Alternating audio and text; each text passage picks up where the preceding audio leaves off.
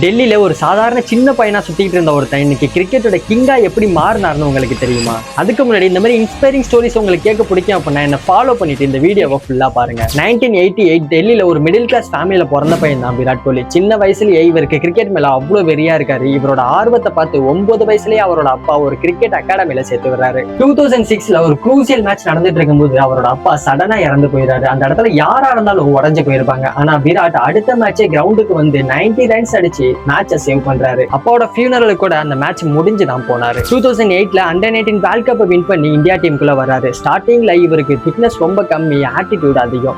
இவெல்லாம் எங்க long run வரப்போறான்னு சொல்லிட்டு எல்லாரும் கிரிட்டிசைஸ் பண்றாங்க. ஆனா அதெல்லாம் எதையுமே காதுல வாங்கிக்காம அவரோட மொத்த லைஃப் ஸ்டைலையுமே மாத்தி காமிக்கிறாரு. ஜங்க் ஃபுட் அவாய்ட் பண்ணி ப்ராப்பரான டயட் அண்ட் ஒர்க் அவுட் ரொட்டீனை ஃபாலோ பண்ணி ஒரு வேர்ல்ட்லயே ஃபிட்டஸ்ட் அத்லெட்டா மாறுறாரு. ஃபார்ம் அவுட் ஆகி கோலியோட சாப்டரே ஓவர்னு சொன்னப்ப கூட சைலண்டா ஒர்க் பண்ணி திரும்ப வந்து மாஸ் காமிக்கிறாரு. இன்னைக்கு ஓடிஐ ஹிஸ்டரியிலேயே 50 செஞ்சுரிஸ் அடிச்சு சச்சினோட ரெக்கார்டை சச்சின் முன்னாடியே பிரேக் பண்றாரு. ஐபிஎல் ஹிஸ்டரியிலேயே 8000+ ரன்ஸ் அடிச்சு டாப்ல இருக்கிறவரும் இவர் தான். இன்டர்நேஷனல் கிரிக்கெட்ல ஃபாஸ்டஸ்டா 26,000க்கும் மேல ரன்ஸ் அடிச்சவரும் இவர் தான். இவரை பத்தி சொல்லணும்னா சொல்லிக்கிட்டே போலாம். ஒரு காலத்துல ஜீரோல ஸ்டார்ட் பண்ணி இன்னைக்கு கிரிக்கெட்டோட குளோபல் ஐகானா நிக்கிறாரு.